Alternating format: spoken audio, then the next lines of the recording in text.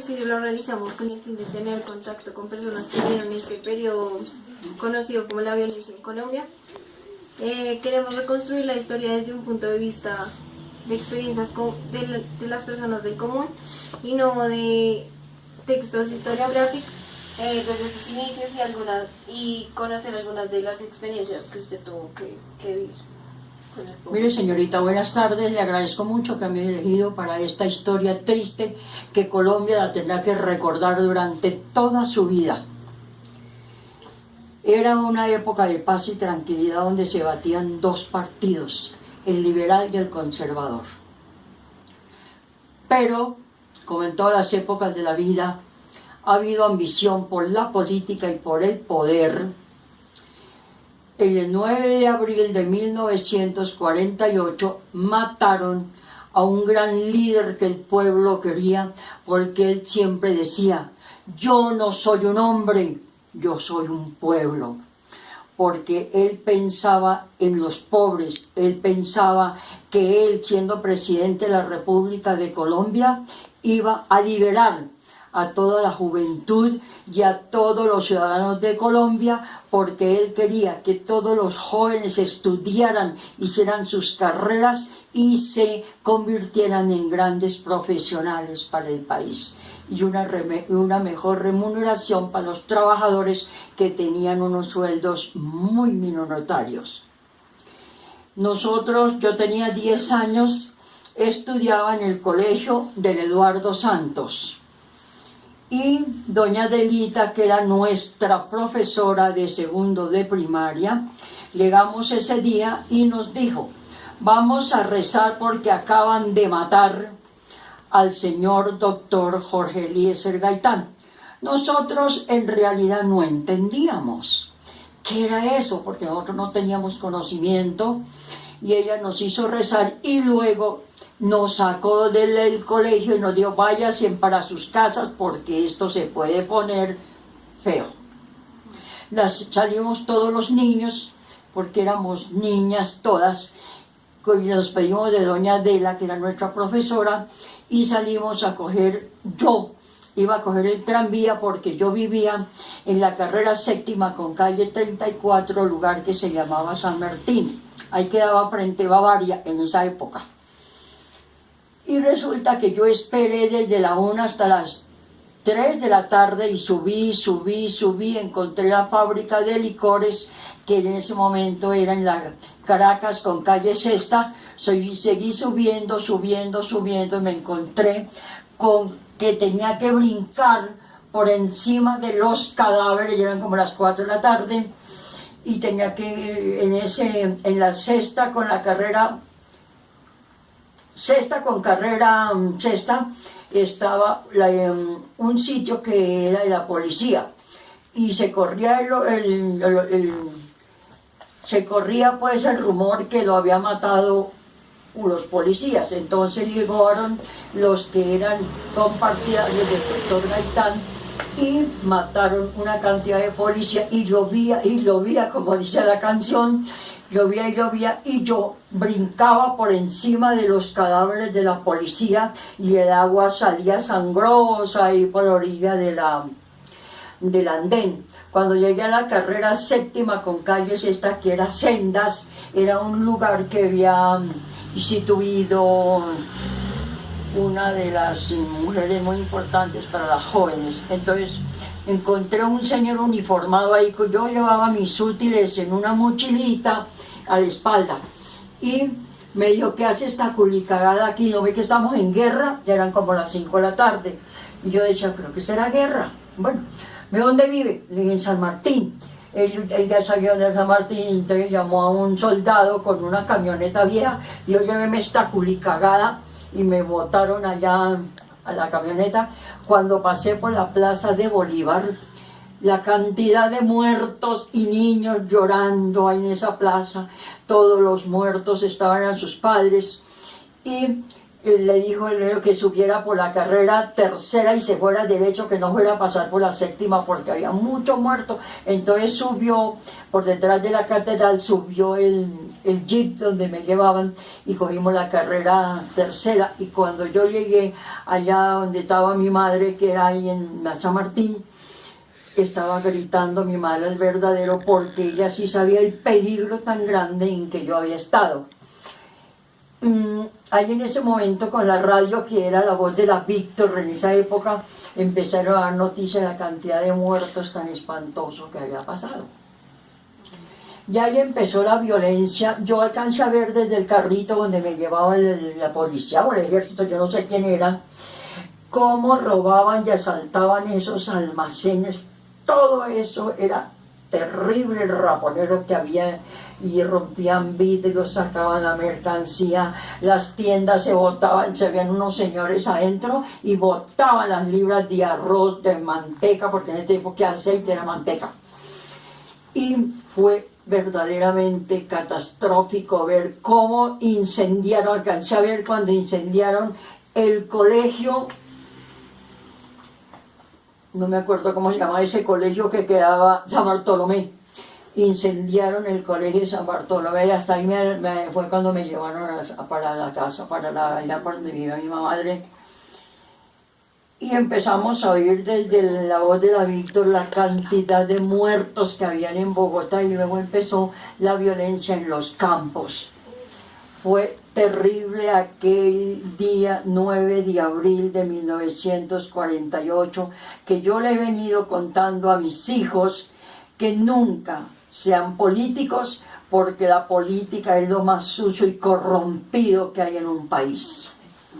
Ay, sí, señora, bueno, pues que eso debe haber sido muy, muy duro, y además a esa corta edad.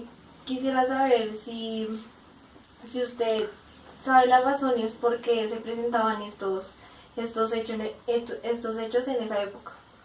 Porque resulta que en esa época no habían sino dos partidos, Partido Conservador y el Partido Liberal. En ese momento estaba mandando los conservadores, que el presidente era el doctor Mariano Ospina Pérez.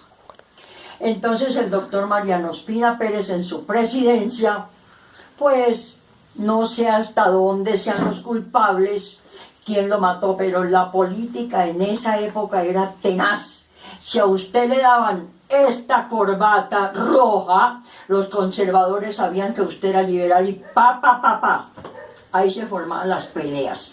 Pero si yo me ponía una bufanda o un sombrero azul, los liberales llegaban también y me atacaban, porque en esa época los celos por la política eran fatal.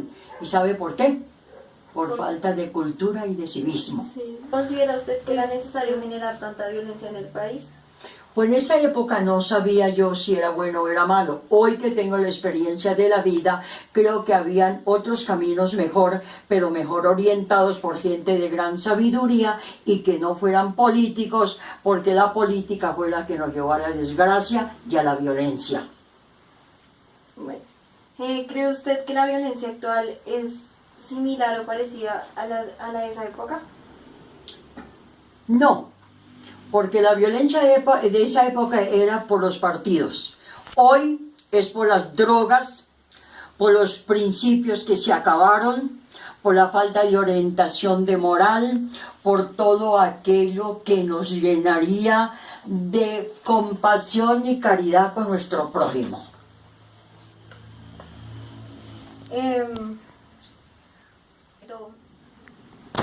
¿Qué decían sus padres respecto a estos asesinatos, a estos saqueos? ¿Qué opinaban ellos?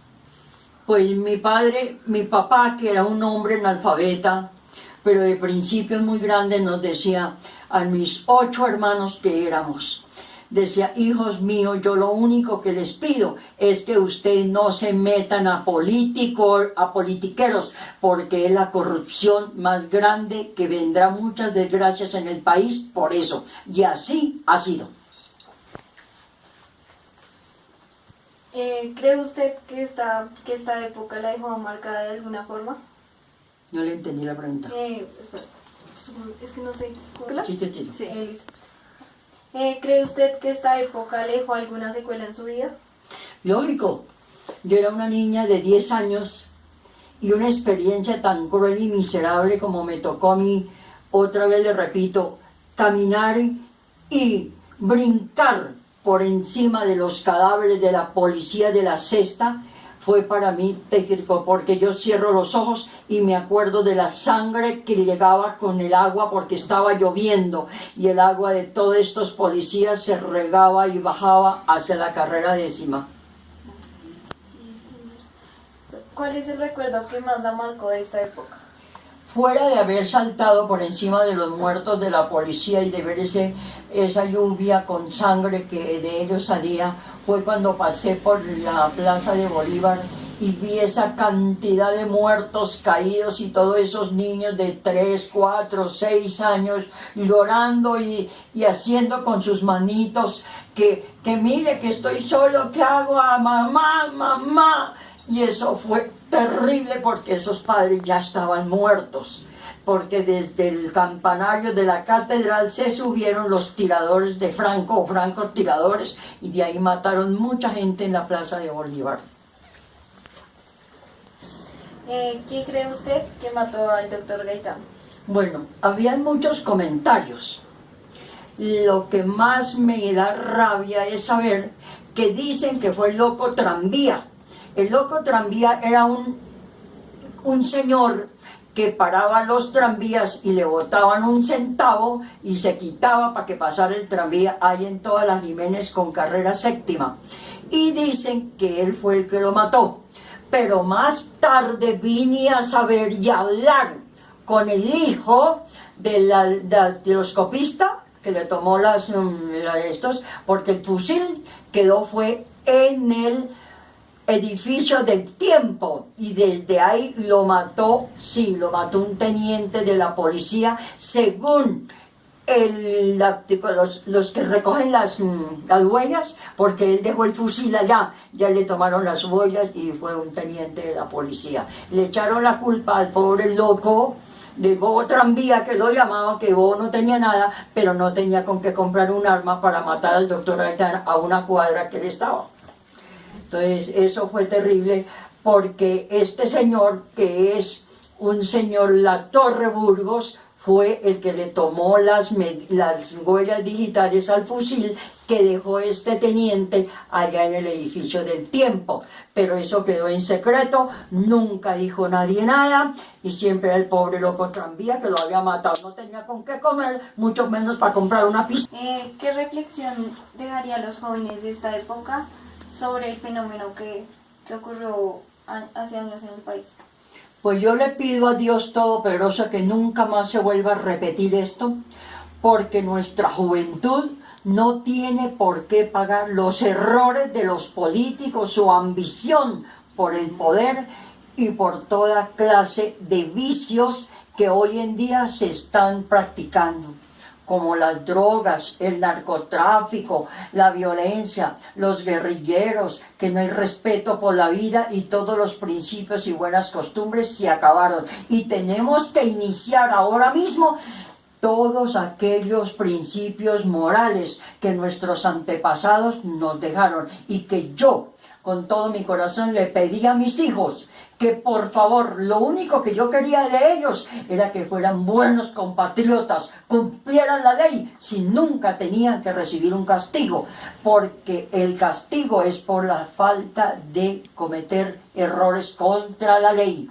y la ley cobra.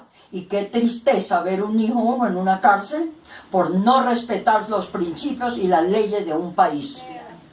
Bueno, muchísimas gracias. Fue muy conmovedora su historia y me ayudaron sus experiencias. Claro que yo le agradezco mucho que me haya elegido a mí, pero faltaron muchísimas cosas todavía por contar, porque ahí no está toda la historia de lo que sucedió, pero así por encimita, que lo que yo siempre me acuerdo es de los niños y de todos los policías muertos inocentemente, porque en realidad yo creo que esos niños no tuvieron la culpa de que sus padres los mataran, ni que la policía la mataran, porque yo creo que ni sabían que había sucedido y por qué había sucedido. De todas maneras, que Dios nos ayude, que Dios nos cubra con sus gracias y bendiciones y su luz santísima como sol de soles, vigile a Colombia y nos ayude a todos, tanto nosotros los mayores como a ustedes los jóvenes, para que siempre tengan en su corazón buenos y principios, sentimientos unos con los otros, y que Dios nos bendiga a todos.